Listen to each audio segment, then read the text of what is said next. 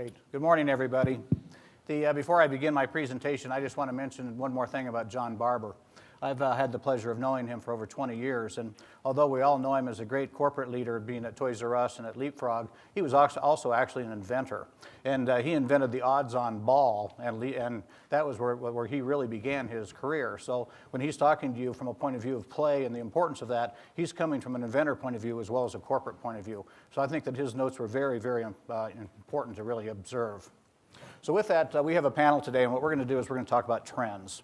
And there's some major trends that are happening in the marketplace, and so we put together a panel of people that represent those trends in the market, and we're going to go through those together. So Dusenberry Entertainment is a company that's been in existence for 11 years. We have built and sold 4 mobile game companies, and we're totally focused on online business, social business, and digital content. So during my 30 years in the business, I started with Parker Brother Games and got to cut my teeth on great products like Monopoly and Trivial Pursuit and Nerf. And then I became the founder and the CEO of Hasbro Interactive and Games.com. And during that period of time, we actually purchased Atari. So I was the CEO of Atari for a period of time as well. So I've got a great deal of experience, both from an entrepreneurial point of view as well as from a corporate perspective. Currently, my business is focused in 4 main areas. What we do is we focus in mobile content. We also do app toys, so I'd love to talk to John about that a little bit further. We also work with emerging companies to make products come to the marketplace. And then I'm working in a new area called gamification, which is putting games and game mechanics together. So the panel today, we've already gone through, but we've got esteemed panelists that are all going to come up, and they're going to spend 2 or 3 minutes talking about themselves and their company, and then we're going to go into a panel discussion. The 5 golden opportunities that Robin asked us to speak about really were the tablet business, app toys, augmented reality, robotics, and indoor and outdoor play. Last year, I was given the opportunity to come and speak at this panel, and I was given the opportunity to speak about kids' tablets. And it's amazing this year how many companies are focused on the kid tablet market. And I found that last year that it was a good example of where these panels that Robin puts on can create magic.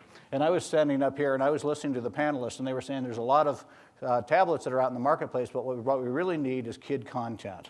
I went back, made a deal happen with a company that I was working with that had some TV shows that were on PBS. We converted those to digital, we converted those to interactive, and we were able to bring them to the marketplace last year.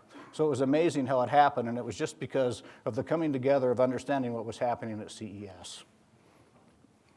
So app toys, I think, is a huge market, and I look at it from a point of view that there's 2 different categories. There's the video game category, and then there's the tablet category. On the video game side, products such as Skylanders and Infinity are doing phenomenal jobs, and in fact, Skylanders is over $1 billion product at this point. But in addition to that, there's a lot of effort going on making kid tablets interactive with app toys as well. Maybe it hasn't done as well as the video side, but I think that if you focus on play, there will be an emergence of a product in the app toy side. In addition, we're going to talk about augmented reality, robotics, which seems to be the buzzword at the CES, and then also how does indoor-outdoor play have a digital component to it. So with that, I'd just like to summarize by saying that Dusenberry Entertainment is a business that is here to do business with entrepreneurs and with medium and large-sized companies. And what we do is we really work on making markets happen.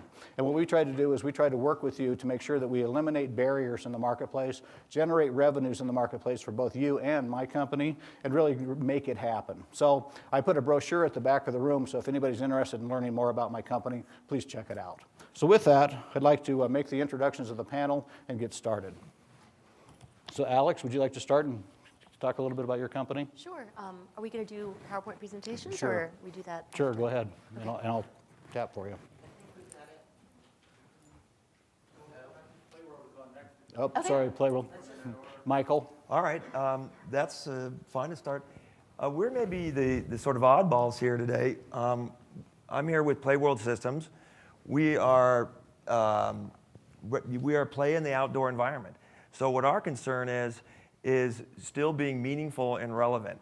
And when I say meaningful, I'm talking about making sure that what we do is supporting child development needs. So making sure we're helping children develop socially, physically, cognitively, creatively in the outdoor environment. So being relevant, I think, is why we're all here today, is we know technology is relevant. Technology is not the answer in itself. I think technology is a tool, and that's sort of how we would look at it, is what do we really want to accomplish? What's our goal?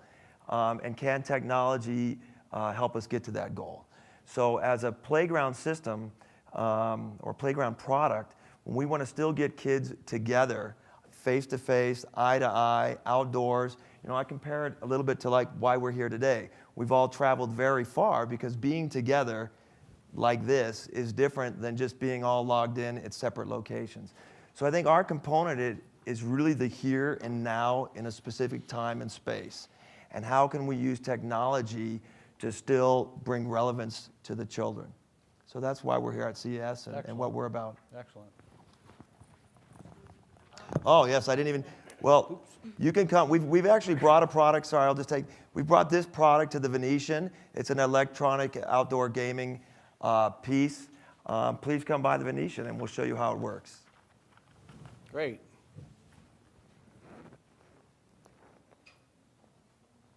Oops. Sorry.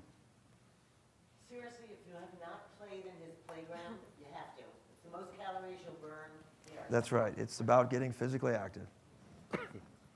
Okay. That's a great segment. That's a great segue. So we, at iBits, we make a physical activity tracker for kids. Right. It's basically a wireless Bluetooth Low Energy device that you wear. They come in all different kid-friendly colors. We sync that to an iPhone app. So basically, it's a reward system that we've built. The device itself can be worn on the hip or shoe, and then it syncs with your iOS platform using Bluetooth Low Energy. And the rewards experience is kind of getting kids active, taking their steps and converting it into a currency. And so that currency can then be used and spent out on our reward system through our app. So we have things like parent-directed awards. So parents can actually, you can put TV time on there. You could put an adventure. You can put, if you do 10,000 steps, mom will take you to the movies. So it's a great way of balancing that physical activity component together with technology. And we've built, here's some screenshots of our user interface. They're super kid-friendly, super easy to use. And basically, the general idea is balancing that media with being outdoors. We have a reward system that also incorporates other partners. We just recently announced our relationship with Disney's Club Penguin. And what they did was actually create exclusive content for our kids to use based on how many steps they've taken. So they get to unlock things within the Club Penguin world, all based on how many steps they've taken throughout the day. We also have, these are some of the unlockables that they've developed for us. So this all happens within the app experience on their device. We also have just announced we've curated a Minecraft server. So Minecraft, as you guys probably know, is one of the most popular online games. We created a no griefing, no curse word server that basically takes physical activity and unlocks content throughout Minecraft. They also completely shut down the Minecraft server if they haven't taken enough steps for the day. So it's a great balance for being active and also giving them things that they love. We also partnered with another Boulder-based company called Oobly, and this is a learning interactive toy. So it's a plush doll that you stick an iPad or an iPhone into, and it interacts and helps educate children. And they've developed exclusive content for our users as well. So the more steps the kids take out in the real world, the more content they can unlock. We included an adult app. I'll try to speed it up, sorry. No problem. Adult app that basically can sync all the devices within the family and also give minute-by-minute data to the parents to see how kids are active. They can also see if they're sedentary in the morning or at school, can you encourage them to be active throughout the day? And lastly, we created a tablet app that basically can be downloaded onto kids' Kindle or Samsung tablets, and the entire device can be locked down based on steps. So if they haven't taken steps for the day, it actually shuts the device down. And that's iBits by GeoPals. Sorry. Great. A little long. iPlay? PlayEye. I'm Vikas, founder of PlayEye. Sure. Yes. I think compared to most of the companies, I think on this panel, we're fairly young. We actually just started the process of getting a product in the market, or product of actually manufacturing the products. PlayEye was founded on one basic concept. our kids are growing up in a world that's surrounded by technology, surrounded by software, surrounded by digital content. And how do we use these tools to make us an effective learning tools? And specifically skills that we're very passionate about, how can we get your kids learning to program at a young age? I don't know if there's a... So for us, what we're all about is how do we make that particular thing, particularly learning to program, fun for children at any age. And things we found as I did with a lot of playtesting and with talking to parents was it's not just about the kids itself. So there are products that existed in the market before we've launched our company, which focus on the problem in some form. What we found is that the challenge is parents find the product intimidating, so it's not something the parents can get involved. So how can we do something that's fun for parents as much as it for kids to do that? And lastly, it's how can we do something that can actually reach a very large audience, and price is one big aspect. So that's what we're focusing on as a company. We just launched a crowdfunding campaign 2 months ago, which went very well, and now in the process of taking that to the next stage and getting the products in the market in the coming year. Great, thank you. Now, I think we have a couple-minute break because we have a technology that we're going to show. Is that correct, Robin? No, I think we're going to have Erev. We actually lost Ori Inbar, and if you guys go over to the Venetian, I'm going to take a break here because he's at JFK or LaGuardia, but in the snow. But anyhow, Ori Inbar put together an augmented glass history display for us. It's in the lobby of the Venetian. Augmented reality did not start yesterday or with the glasses on my head. It started in the 1950s, and you can see the whole history. But I've got Erev here from Orcam, who is down in our display there, as well as Drew Austin from Augmented. And this is pitch hitting. I want them to talk to you a little bit about what augmented reality can mean in the kids' world. While they're setting up the movie, I'll just start with the background. So I was asked to talk about augmented reality, and more often than not, when people say augmented reality, they think augmenting vision. At Orcam, we actually do something a little different. We augment content in audio as an enabler for people with visual impairment. Our device is a smart camera that fits onto the glasses of people with visual impairment. You just snap it onto their existing pair of glasses. And the device understands what it sees on its own. The user just points to wherever they want to know what's going on.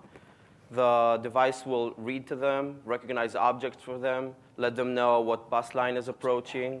In the near future, it'll recognize faces to enable them to be the initiators of conversations, whereas today they don't know who's approaching them. And what I wanted to show maybe here is a short video that's upside down of, for some reason. This is a 7-year-old blind kid that got Orcam for the first time. And the video is now gone as well. So I'll just explain what's going on while you don't see it. This kid is 7 years old. He's blind, as I said. He's learning Braille, but he loves to read, and not everything is in Braille. We gave him the device and taught him how to point. So what happens in this film is, while we were starting to teach him the different options that the device gives him, he picked up a Harry Potter book that was on the table that he really wanted to read because he knew we were coming, started reading it and stopped listening to us. And during you can actually hear his mom going, "Are you reading it?" And he says yes and lifts his head from the page, and we stop reading if you stop looking, so that you can concentrate on other things and we don't keep chiming in your ear. And it stopped reading, and then he goes, "Oh, damn," because it stopped reading. Like his mom just interrupted his reading of Harry Potter for the first time. And basically, augmented reality can be not just something for gamification and for joy of learning, but also an enabler and a content provider that enables people to do things they couldn't do before at all, and shorten learning cycles. Thank you. That's wonderful. Excellent. Okay, sorry, I'm late. I'm Drew Austin. I'm a co-founder of a company called Augmented. What we do is we basically connect enterprise databases to digital eyewear. Basically, we built a device-agnostic platform. There's a variety of different hardware that you will be able to see if you actually go check out the exhibit. We work with companies like Google Glass, Vuzix, Epson, OptInvent, and what we're doing is we're working with companies and businesses that have information that would be much more effective if it was available in the workplace environment, as they're doing specific, working activities, and have that information in their field of view with their hands free. So that's really the core of what we're doing, and we find that it's really exciting because we find almost every day new businesses and customers are finding unique use cases to be able to apply this to their business.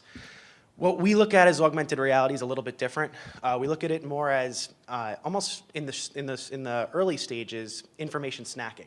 I mean, this is information in your field of view. It's not necessarily exactly augmented reality, as it's something where you can actually have the information located in your field of view, and it's not mapped to a specific location. It's actually mapped to your line of sight. And that, studies have said that actual time on task is improved 30% by having information overlaid into your field of view as opposed to going to a paper-based manual or checking back on your phone or many of those different opportunities. So what I would say is what we're seeing right now in regards to this topic is that there's just a variety of different use cases. And what you're going to find is that information that's already out there and being used in a variety of different ways now can be kind of, I would say, manipulated to be optimized for different environments. So in the schools, I mean, we've spoken to different teachers and that feel that this is a tremendous new way to be able to work with students and display information and actually give more informed presentations. There are people actually working on ways to be able to read students' emotions by just using different kind of APIs and facial recognition APIs to be able to get an idea if they're keeping up with the curriculum.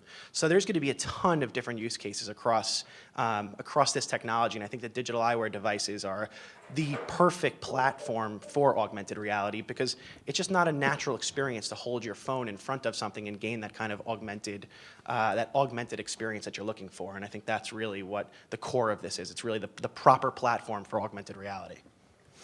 Fantastic, thank you. It's interesting, we see all these different companies and they all have a different perspective in the marketplace, but one thing that seems to be a common thread is design. So it'd be great to hear from the panel as it relates to play and fun and community. What is the design element that's really the important differentiator in your business? Alex, can we start with you? Sure. So I think for us, making it specifically for kids and families, it was kind of, we had to do two different things, making it a physical device, making it durable for kids, where they wouldn't lose it, and then the whole app design. How do kids interact with apps? What are the things that they look at? So it was definitely a challenge, and we did a lot of testing, and we've had the kind of product on the market and made some mistakes and kind of modified it accordingly. So right now we're at a point where we're really happy with what we've come up with, and we think the interaction is really there, and the retention is important for us as well. Good. And Michael, with you, where's the sweet spot as it relates to physical play and that digital experience? Well, I was going to say I'm really glad we came right behind John, who spoke of content and spoke of really the power of play, because we're going to take what we would call play value and really the value that play brings to the development of a child and overlap that with design. So we work in all our stuff, we're working with children, we're testing with children. If we're making an electronic game for outdoors, we want to make sure that, that we're getting the feedback, we're making the game for them. And a lot of times, a lot of these games are based on very, very old games that are inherent to children, have been passed on for generations, like tag or capture the flag or things like that, because they're so natural to kids' play. So somehow I think we have to not overthink it and not over technology. The technology should almost be invisible in our case. Seamless. Seamless, and that's what I love about maybe something like that, where you're not having to look through this, or this where it's on your shoe or something, where you're just able to move in free play and be creative and do what you do as a child. Great. I think design is made up of a million different small choices, especially if your crowd is disabled. That makes everything kind of different. But if I had to pick one thing that really changed the way, differentiates us from everything else, is that we clip onto existing glasses and we don't assume that everyone is going to look the same. Google Glass is one device for everyone. But in our case, people think that people with disabilities don't care about what they look. They just want something that will improve their lives. But they actually won't wear something that takes away their uniqueness. So I think that would be one of the biggest enablers for our device. Excellent. So first, the design process for robots factored in two things. One was how do we deliver play and an engagement for a child, and at a price point that we can keep it fairly low and still deliver a very capable robot. So for example, we wanted to make the robot extremely expressive, but to give a lot of expression in the robot was very expensive. To put a camera in the robot became very expensive. To keep the price down, yet bring a lot of expression out, was where we had to spend a lot of effort and time on figuring out how to do that. And that's where I think a lot of our design went into. The shape of the robot, where it could be something the kid could imagine it to be whatever they wanted it to be, then taking a life form that exists as opposed to a life form that doesn't exist on this planet. So those are some of the aspects that went into design, with the goal being how will this product work in the hands of a child. And I think for us, it's a little bit of a different approach. We're on the software side of things. I think what's really interesting about design, and when it comes to software for digital eyewear and wearable devices, is that it's almost, you're taking like we find that you have to leverage all the capabilities of the hardware. So we work across a variety of different devices. Some have a 15-degree field of view. Google Glass 15, Vuzix is 16, OptInvent might be 25. There's different ways to leverage the sensors, and there's all new third-party providers that are giving us new ways to access information and interact with the platform. Just through, obviously using hand gestures, and there's just a ton of capabilities, and it's only going to evolve. So the approach that we kind of take into user interface and user experience design is almost a spatial issue. It's not, having a designer that, has the experience of, 3D modeling and understanding that you're not designing for mobile or for PC. The world's your desktop. So it's an entirely new perspective and approach to software design, and having that type of team and people around you to understand that difference, I think is really critical to building the ideal user interface for anyone to leverage all the capabilities of the hardware. Great. We're here at Digital Kids, and yet everybody on the panel has some type of physical product that goes with their product. So if we could talk a little bit about revenues and making money, it'd be interesting to hear you talk about the difference between the physical product and the software side, and then talk about how your company makes money. So Alex, might as well start with you. So we basically sell the device. We made it a affordable Bluetooth Low Energy at $34.99 for the kids product and $50 for the adult product. So most of our revenue comes from the actual sale of the product. We also have affiliate relationships like with Disney Club Penguin. So if we onboard, if they convert from a free membership to a paid subscription within Club Penguin, then we would actually get an affiliate fee associated with that. So we hope to kind of keep generating, working with gaming companies and being able to implement other affiliates into that. Right now, it's mostly from the physical side. Long term, how do you see that playing out? Well, we definitely think we'll eventually have a suite of products, so not just these little wearables, but other products as well. And I think just extending that reach. Right now, we're selling into Best Buy and Target and Apple Online. So it is, the revenue definitely comes from introducing a physical device for us. Michael? I think as a commercial playground company, our model's very different. We don't put things on shelves in the same way. So our buyers are buying a bigger product that's for a school or for a park or a housing thing.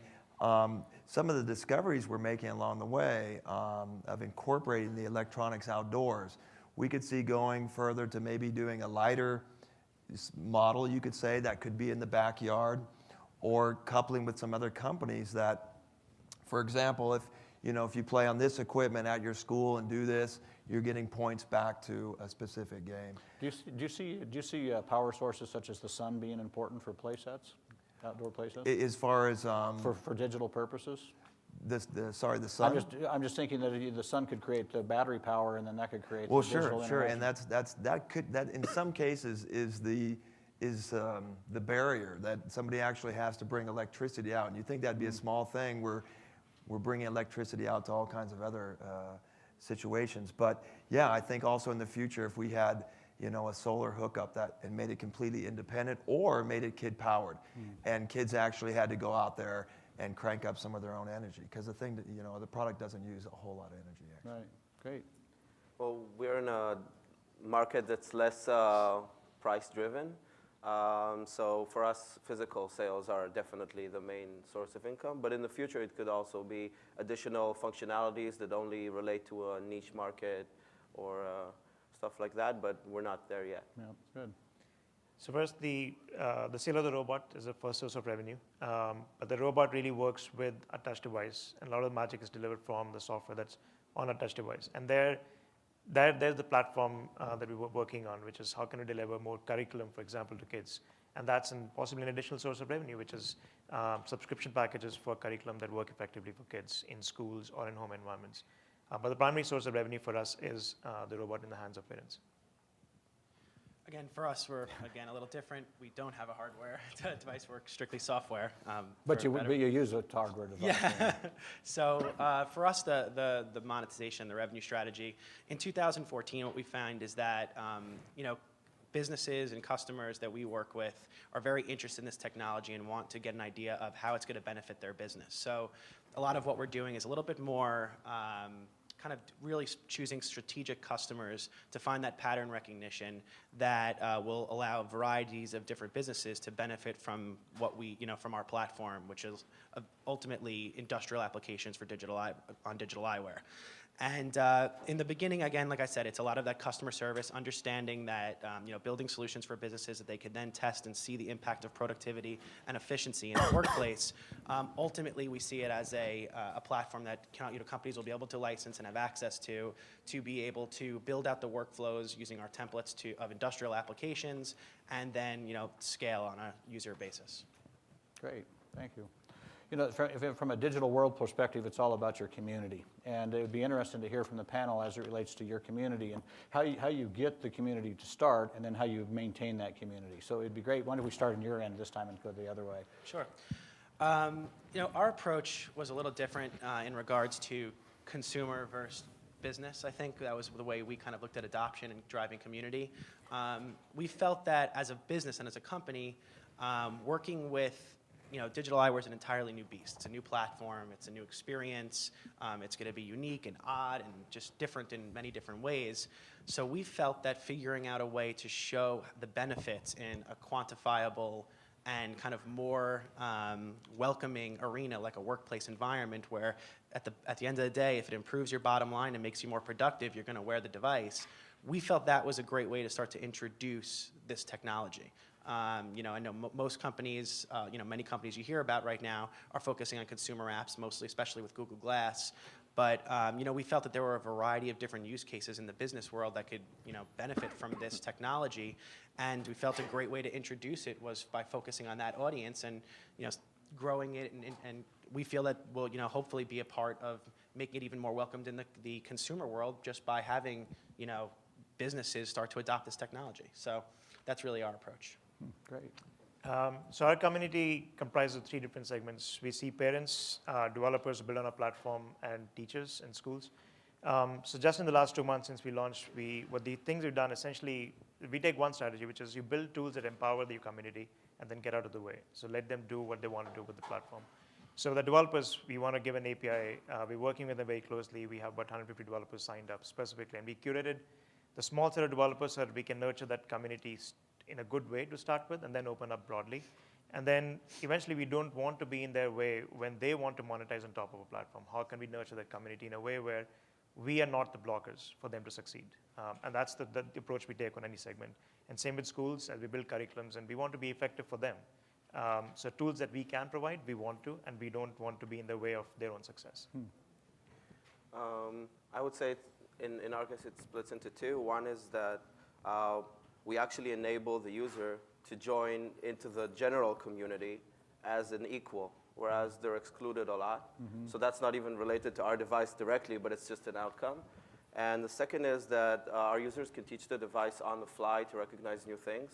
So we plan on allowing users to share databases between them to save them the need to teach new things, so that they could just create a huge database of everything around them. Great, thank you. Michael? I think we have, in some ways, a similarity that part of our product and being out in the physical world is that kind of community, building communities at that space. So I'm just sitting here thinking, as the community, sort of an online community or the digital community, we're very, very new to all this. And honestly, that's why we're here, is to find others who are concerned with, the situation of children, and the troubles they have these days with obesity and diabetes. And there's so many statistics that children are not moving and being sort of creative problem solvers in the outdoor world anymore. So we're really looking for partners to help us both build other communities, like communities with parents, communities at the school. I think if we get the right kind of solution going, because we're just starting, you can build communities in schools, teachers passing on stories of how to get kids outdoors, be physically active, maybe using the data they collect, being active in the school setting somehow. So, like I said, we're looking for people to help us in that, in building that kind of community. Good. And we definitely have a bunch of different communities. So we do work with schools as well, where we kind of do groupings. You can actually, through our app, create groups and do in-classroom competitions. We have parents setting up groups as well, so creating that kind of community. And then we also have the gaming community. So within, for example, the Club Penguin, kids that are earning content are actually talking about our device because it's unlocked only with our physical activity. So it kind of creates that unique opportunity as well. How often do you update content for that community? So the content's been provided to us by Disney, as well as with Oobly. So our goal is to keep onboarding new partners as well as increasing the content. Good. Okay, good. So I'm going to start asking questions in just a minute, but the last question for the panel is that what's the single largest barrier that your company faces as it relates to making sure you make it through 2014? For us, it's definitely, there's a lot that goes into this, and it's delivering the message in the marketplace. So a physical activity tracker that has a reward system is a very simple way of saying it, but there's so much more that we offer. Right. So it's how do we get that message out? And it's things like this, being on panels, it's getting the press involved and being able to deliver that message that kids actually want to buy this product. Right. I would have to say, we have a statement about the building right now is that we're out to save play. And obviously play is healthy in here, but outdoor play is not so healthy right now.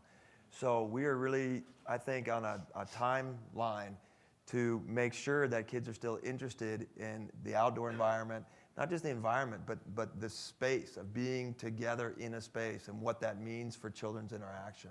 So I think that's our challenge, is to keep that public space of where you might not necessarily invite somebody in, somebody just comes in, and you have to deal with that and socially and everything else that goes along with it. So keeping that play space alive is really our challenge. Yeah.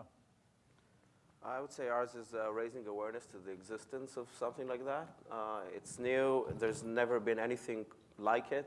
So no one knows to look for it, and our users are not very active content consumers usually. And what price point is your product? What is your price point? At this point, it's an introductory price of $2,500. $2,500. Okay. So for us, not as much an obstacle, but I would say the specific area that we're working on is how do we deliver magic when we ship our products in the summer? How do we deliver magic to the children, to the parents, to those families? And if we are successful there, then we believe we have a much bigger shot at where we can take this. Great. Probably say the most important thing is funds. If we have the funds, we'll be around to do that. But honestly, I think patience. I think that the technology, the hardware, the software, we're in its very early stages. I always compare it to like the Zach Morris cell phone from Saved by the Bell days, the huge phone. And I think that we see. We made just when we work with the hardware companies so closely, we know that this is not something they're going to put out and just, okay, now it worked or it didn't work, great job. This is, I kind of call this the feedback device, the feedback generation of devices, because everyone's looking to learn from this platform and see how can we make it better. So, for us, the best thing that we can do is put ourselves in a position to be agile and to be able to evolve with the technology, because it's rapidly evolving, both on the software side, the sensor side, the hardware side. every aspect of it. So just continuing to be ahead of the curve and being flexible and agile and aware of the advances in the technology, I think is just really critical for us, and the patience of the customers to know, hey, this is not something that's going to be an overnight revolutionary impact. It's going to be, you're going to see a gradual impact. We're going to learn, we're going to improve, but they're going to take those first steps to start to build the inroads of optimizing their business or optimizing their experiences, across whatever sector that may be, by using these wearable devices in augmented reality. Great, thank you. Warren, shall we ask some questions of the crowd?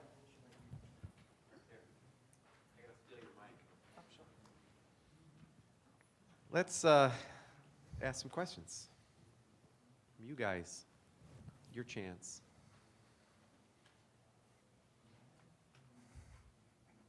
No questions? That's not true. No, there's one. This is called wait time. It's part of the pedagogical process. And who are you, sir? Scott Wiley. The lady, I forgot your name, sorry. Alex. Alex. Zan, really, that's fine. Sorry. So is there an upper limit to steps? Like is there a way to prevent a kid from working out too much? No, definitely not. We want kids to be as active as possible. So that was, we do not set a limit. This is one of the sensors, by the way. I've been getting steps as I walk around here. So I'm Valerie. I make educational apps, and I have 4 children, and one of my sons is a real geek, and he spends so much time on the DS. And one of his games, he has to walk, and it counts the steps, right? And that's what he does. So does that work? It does work, yeah. So it's an accelerometer. It basically just tracks motion. And so would track steps. The great thing is he's actually walking. He's walking in place, but he's walking. So yes, I would agree that counts. We put it on our dog. We actually had 2 dogs at one point, and one dog was like twice the number of steps as the other dog on the same walk, and we're trying to figure that out. But Size of the legs, probably. Shorter legs. maybe, who knows? Anyone else? You guys have been very quiet in the back of the room here. And these are wireless. This is a wireless technology. We can go anywhere. Yes, sir. Hi, question for Alex. You mentioned that you had made some mistakes along the way in the design of your wearable. What were some of those, if you're willing to share? So our first version of our product was an analog device where parents would basically look at the steps, and then they'd have to manually enter their steps onto our website. And the complaints were, oh, I can't do this every day. So we made the device then store days of steps. Again, it was a manual entry. So as soon as Bluetooth Low Energy came out and we were able to develop around that platform and it became more accessible, we had to go wireless. And then additionally, the app experience when we first launched the product, the interface was just not there. The character was not there. So we spent quite a bit of money with hiring a design firm based out of New York, and they went through and kind of overhauled the whole entire user experience to where it is today. Robin? We have time. How? Wait.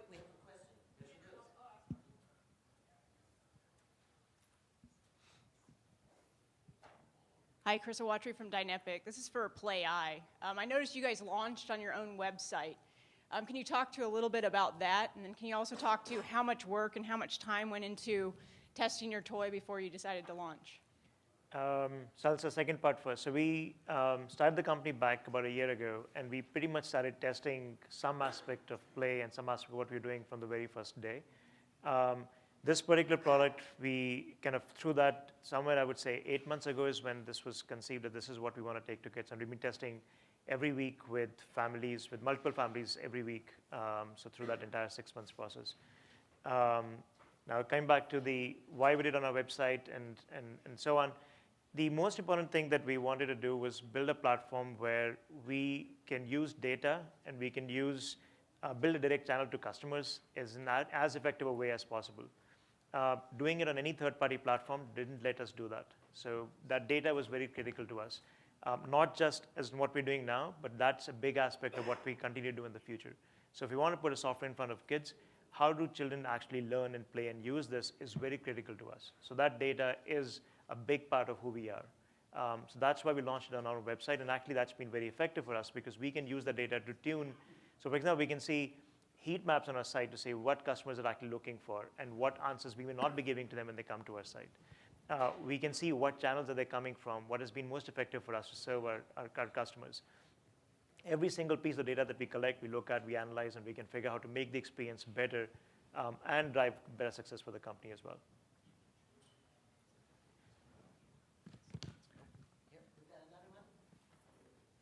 Yeah, I have a question for Alex, right? With the iBits, is it possible if, let's say I had a company and I wanted to give out like a product for free if they had 50,000 steps, as a company, could I then submit that to you and you upload it? Is Yes. there a channel for that? Okay. So we have, on every device, there's a registration code. When we ship the product to a retailer, we can actually, we know who is selling the product. So when a kid registers, we know it's from Best Buy or from Apple. And we can actually target, we have an entire prize wall that we worked with, currently with Amazon, where a parent can drag anything from Amazon and allocate how many steps it'll take for them to earn that, whether it's a bike or a skateboard, or pretty much anything. And since we know where the customer came from, we can customize the entire prize wall experience with other companies' rewards. Let's say, or rather, put it differently, let's say I was a creator of the new robotic toy, and I'm like, all right, I gotta get my product out. I want to call up iBits and say, hey, could you make me available on your iBits catalog, where a kid can say after 50,000 steps, I'll just ship them the thing for free. Yes, yes, Okay. we can definitely do that. And correct me if I'm wrong, but I think you can also, as a parent, say, if you do your homework all week, here's the reward also, right? Well, the customer rewards are set up with our current module, which is physical activity. We are extending into the chores module as well as kind of grades and behaviors and things like that. So, And I think I've watched this product since the beginning. The great thing is there's now an adult version too, and I see parents and kids duking it out for steps every day now, and it's awesome. So if you want to see GeoPals in action, South Hall, in the sports and fitness area. If you want to play in the best playground that ever saw high tech, down in the Venetian with Play World Systems, check out the augmented reality area in the Venetian in the front hall and try on some of these glasses. And I can talk, if anybody wants to read my take, I feel like, as my mother says, I look like an autistic homeless person most of the time. And because I smack my head and take bad photos. So to me, the hashtag through glass means this is a bad photo. So it has a, sorry, Google, if you're here, I'm sorry.